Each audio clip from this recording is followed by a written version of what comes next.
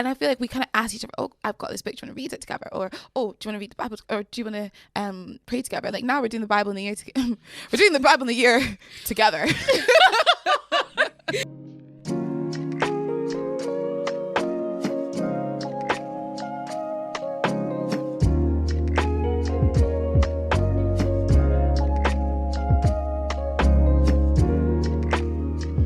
Hi guys, and welcome back to Lids and Daz. My name is Lydia. My name is Dara.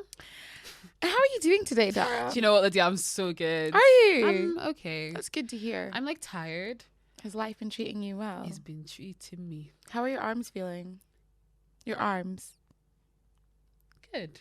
Are they feeling like energized? Oh, ready to shake the ball. Ready to shake the ball. How are you feeling, Lydia? I'm good, you know. Mm-hmm.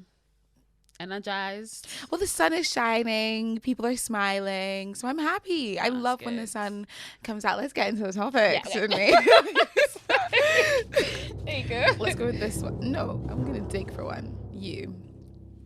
That looks like a good one. But... Oh, it's got a star again. And this is like, so the stars are like ones where people have said like a topic idea and we say it. So thank you again. This one is finding and keeping godly friends. How did we become friends? Mm-hmm. So long ago. Can't even remember. So long ago. But we can't even put a year to it though. I don't even know when we became friends. We gradually just stopped disliking each other. Yes. Yeah. That's exactly it. So, I mean, do you want to go into the backstory of like why we didn't like each other? Why we didn't like each other? Not like why we didn't like deep like that. But it like, was like a West Side Story vibe. Like, you know, there was the Jets and the... You were Spanish, I was white. I was. Wait, there's the Jets and the Sharks, I think. Yeah. So basically we were on like two opposing teams. This is all in church when we should have been united in our love. It's kind of like, it sounds like a TV show, but it was real life. So we just had like two. So basically Lydia came in 2016. 16, yeah. 2016. Oh. She was 14. You hate me that much. You're like, 2016 Lydia came. It was the year my life changed forever. Ruined. No, so she came in like 2016. And so we were in teens church. I remember they just walked into a service one day, her and her siblings. And yeah, we were all just like, oh, hi. New people. Right? So then they introduced themselves. We introduced ourselves. Cool. Didn't really think much of it. And then I think you had known one of my friends. I think so, maybe. I think she knew of one of my friends. Yeah. Well, and I remember I went home to my mom and she was like, the Ainos. You know the yeah, Ainos. like we knew our families. Like even I remember coming to your house before because my mum wanted to invite you guys personally to her 50th birthday. And I was actually sat in, because I just finished netball. I wanted to go home and like sleep, and my mum was literally just like, we think we need to stop by the Binlays first. I'm like, who are the Binlays? I'm sat there and my mum is literally just like, Lydia. I'm like, yeah. Like, I even remember Dara coming down and I don't remember any and I was just like, oh hi. Like, the thing is that I have such a bad memory, but also I have so many guests, so I was just there. Literally, it was procedure. One of many. Oh, good afternoon. Oh, you're so big now. You were just this small when I saw. Yeah, my mum was saying all that, and I was literally sat there like, did you even know her? Like I was like, routine, baby. I got it on lock.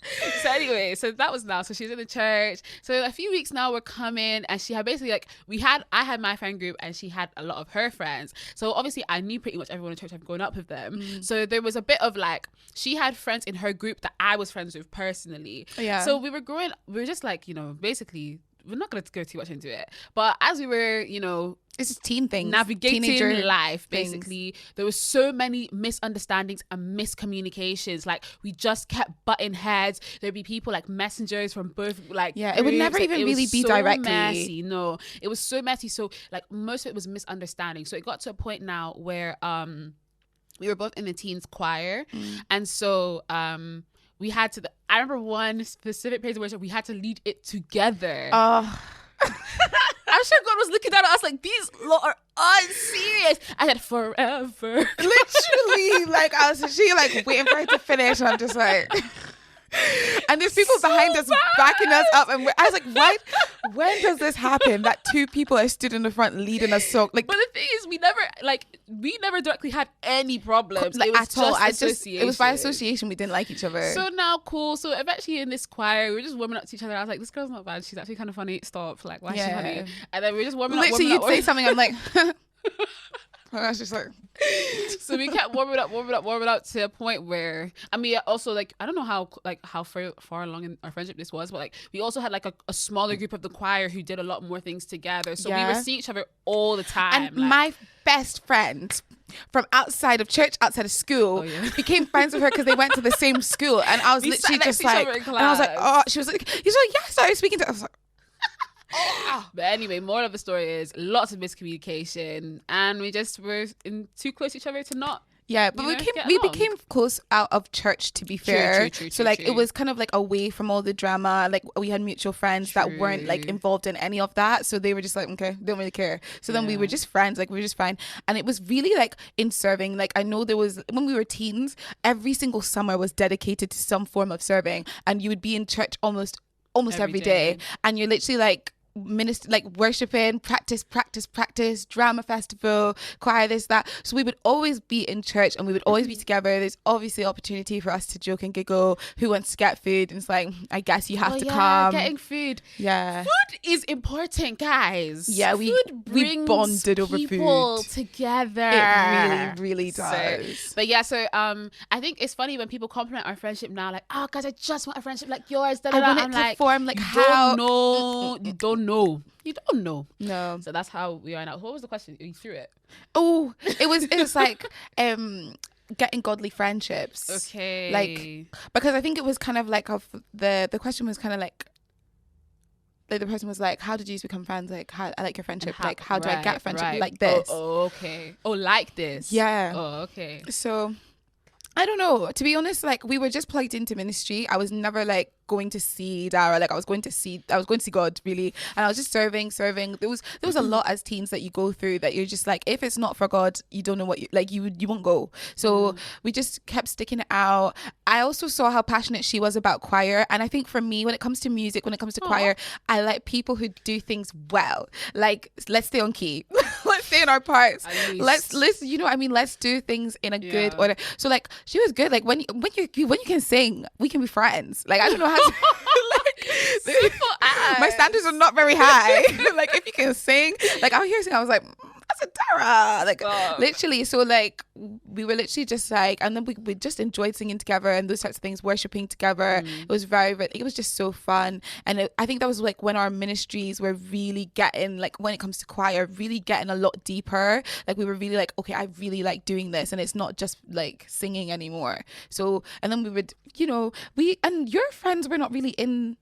Yeah, so that's a really good point actually, because my friends were not. So when I was growing up, I would call myself, well, I wouldn't call myself, people call me the sheep. Someone said it to my face, but anyway, moving on. Nice. So it's not nice. But anyway, in this, when I was getting to know other people, they were not involved. So like I was pretty much by myself. So I was kind of forced to be able to have good interactions with people. And that's a really good point, is like, in as much as you're serving and all that, even just in a community, because for a long time, even when we were friends, I would follow Lydia. Like, where's she? I don't know.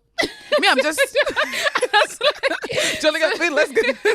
It's so important to like make like your own effort to interact with people. God has blessed us with communities, and a lot of people, they don't have the same testimony as we do about communities. Like someone was talking to me the other day, like they don't really have like a teens ministry or a teens like stuff. And I was like, guys, like just find, I don't know how to just say, just find, like I think just space, just go and like seek out God, because even like in Limitless, like if I'm not around, Dara still goes. Like it's not like, okay, Lydia's not around, I'm not going to Limitless. She goes because I wanna learn. I wanna go to hear what they're seeing in the Bible studies. I wanna experience the upper room. I wanna see God. So it was never a thing of like, I'm going here because of my friend. And in going to Limitless, you hear people speak, you all these different things, and you form connections. Like we fellowship together and all these things. I even think in churches generally, if this is like a how to make Christian friends, join groups, because it's so when important. You have like the commonalities, like singing, like tech, that you meet people who have common interests with you, but they are also serving God. And I feel like that's where the difficulty lies. Like people are like, oh, I really want a godly friendship. The way you're going to find a really godly friendship is in those people that care enough about God to serve him in the first place. Because it's like, if I'm like, I want to dedicate my time to God, and I see other people dedicated, naturally we bond. And then we find like, okay, you know, we pray together, we build together. Me and Dara have done some tomfoolery together too. Oh, I'm gonna slap this bull in the back of the head, and like here we are. Like I think we've really grown in there. We've definitely grown together. And you know something as well for like making friends is it depends on your personality type, but don't make an excuse, because I know I've heard I don't like I'm an small introvert. talk. I don't like to talk. Shush. I still am an introvert, but Lies. But you know, there's this thing of like, oh, you know, I don't like small talk, hence I'm not going to make small talk. You can dislike small talk and still do it in a way that is compatible to you. So, for example, I don't like small talk. I remember like I was at a dinner, they were talking about like the weather, like emphatically, like they actually were enjoying the conversation about the weather. I can't do that. I can't say it was 20 degrees, you know, yesterday. So crazy. I can't do it. So, but you know, putting yourself outside of your comfort zone. What do you study? Very generic questions. All of my recent friendships, especially like in the age that I am now, have come from generic questions that if you Google 10 things to ask someone to get to know, they're there. Not saying I did that. I didn't. But it's like, it's so simple. Small talk is so important because you can only build upon that. So I think people are so wanting to like jump into friendship. I want to have type people. I want it now. But you need to be able to build that. And so you can do it in your own way where I don't do small talk for too long. I'll start asking you, so what are your aspirations in life? Do you have childhood trauma? Oh, I like to get deep. Like I think with me, like I think in the spaces, like in your communities and stuff, like you find the bond. You kind of like, I kind of like this girl. Exactly. Like I think I kind of want to hang out with you. Yeah. So then it's like, okay, let's go for food, or let's hang out. What you doing after this? What you doing after that? Let me drive you home. And then it's like, driving home is. It's intimate. It makes some friendship. Not intimate like that. Intimate, it's not like, intimate, but it's like it's a good way. Yeah. If you have a car. Like I swear, once you step out the walls of the church, you really get to know people, because you're just like, oh, you like other things. So I think also asking people, okay, like I'm getting bonding with you. We do it together a lot in church. Okay, do you want to hang out? It's not just like, oh, I'm going to church, I'm going to see them again. Like no, like let's hang out, let's talk together. Like not just obviously the small talk stuff, but like once we're sat down in a restaurant, right? Let's get to it. Do you understand? How's your relationship with God right now? Like what's been going on and stuff like that. But it's also important to have standards, because we always talk about standards in dating, but what about a friendship? Do you understand? Like I can't take any ragamuffin. It's not like that. But it's like you should also know what type of person you would enjoy being friends with. I make friends with extroverts and it's the bane of my existence, but that just is what happens to me. And I love to adopt introverts. I do. So you just have to know, do you understand? Have that standard, have that like, you know, Yeah, and it's not by force for every Christian person to be friends with. Like, it's not everybody. Like, it's okay that some people you realize that, okay, we get on really well in church and stuff like that. But, like, when we step out of the wall, we can't talk about anything. Like, we'll just be there, like, okay, when's the next Limitless event? Like, oh, yeah, like next Friday. Wow, see you then. So it's like, you know, really know your people. That's so important. And also acknowledging, I think for us as well, because of like us being friends for such a long time and exploring different areas of friendship, we've gotten to this point from a long time. So not like going into a friendship. We should go for food to celebrate. Yeah. Oh my goodness. But like basically, I feel like sometimes and I'm not saying like our friendship is perfect, blah, blah, blah, but like I feel like sometimes you can look at a friendship and be like, oh, I really want what they have, but knowing like it gets to that point, like it's friendships don't always start off with like we were praying together or we were doing this, but it's you know, we kind of tapped into those new and I feel like we kind of asked each other, oh, I've got this book, do you want to read it together? Or oh, do you want to read the Bible, or do you want to pray together? Like now we're doing the Bible in the year we're doing the Bible in the year together. We're on our different races, but do you know You're what? in, where are you? To ask me where I am. I'm in 2 Samuel now, by God's grace. I'm in 1 Kings, but we bless God. We're getting places. But we'll finish it together, and that's what matters. That's important. So, but even like maintaining friendships as well, you have to be conscious to be considering your people. So if you're like one person, you can have 10,000 friends and, you know, curate all of them friendships. Cool. I'm not. So it's like I have to be conscious that, okay, the people that I call my friends, I'm checking up on them, I'm messaging them, because sometimes things can fall by the wayside and you don't want to look around you and be like, where are my people? What's going on? So I think even because, you know, it's keeping and maintaining. So even maintaining a friendship like that is just like being very conscious that you're growing together. I don't know why it's just so important to me, and enjoying and eating food. And I think as well with godly friendships, I'll probably just ask you for your last point after this. So if you start thinking, because sometimes you'll be like, I don't know, no. So I'm like, now I'm giving you warning. But like, as well, knowing that like you can talk about all your interests and things like that, like scratching below the surface, and as well, like not just being like, okay, let's talk about God. Like it's great to talk about God, and I love God. Make sure you do. Let me also get to know you. Yeah, true. Like make sure you do talk about God, but it's like let me get to know you as a person as well, and understand what you need. Like I think with me and Dara, like people will see us initially when we were just becoming friends, people like Dara's not too chatty, this is a chatty one, but in the backgrounds of our friendships, we listen to each other, we'll talk, like, you know, how you see people, like there's a lot that goes on in the surface and behind the scenes and things like that with friendship. Yeah. Oh, my last point. Take yourself out of your comfort zone, I guess, would be my last point. I'm speaking to people like me, because I feel like it's people like me that ask this question. like how do I do you understand? So just get yourself out there, ensure that you are like in a place with people around you, because they're not just gonna come onto your doorstep, unfortunately.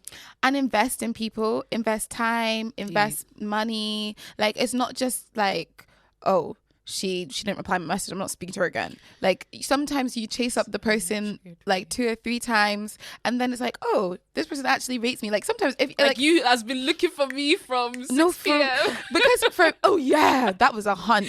But like I think my sister has even taught me about this. Sometimes she's like, sometimes you just seem like you're just trying to be nice, so I have to kind of pursue people to be friends with them, because like initially I'll be like, hey, how are you? And they'll be like, yeah, fine. And I'm literally like, no, like how are you? Like, oh, you actually care. So it's just giving people some grace, investing that time, not giving up the first time, like, oh, she kind of brushed me off, maybe she was having a bad day, like so really trying and putting yourself out there, like you said.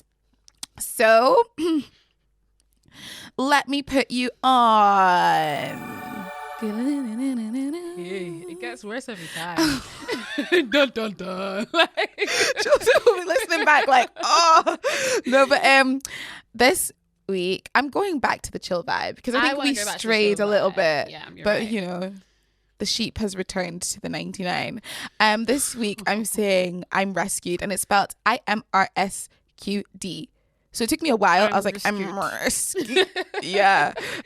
Blessy. It's such a nice song. The first time I heard this, it did something different to me. Blessy. Like why? Like goodly. Blessy with a Y. Okay. Yeah. I love that song so much. It's just such a bop, so chill, and the message is just so good. So yeah, thank you guys for joining us once again on Lids and Daz. Always again keep bringing in the questions. We appreciate it so much. I cannot tell you, because we could talk about anything and we could talk about the same topic 50 times. So it's nice to hear what you guys are like, okay, I actually want to hear about this now. So yeah, thank you guys, and I hope you'll... Oh yeah, I've been Lydia, in case you forgot. I've been Dara. Have you? I think I have. Have you been Dara today or Darcy me? Because sometimes I'm getting Darcy me vibes. Really? Darcy me. I've been Darcy me. Purr. Girl. Yeah. Let her out the bag. But God bless you guys, and see you next week. Bye. Bye.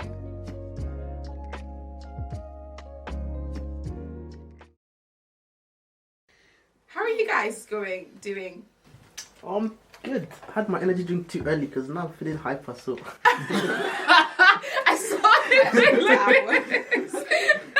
it.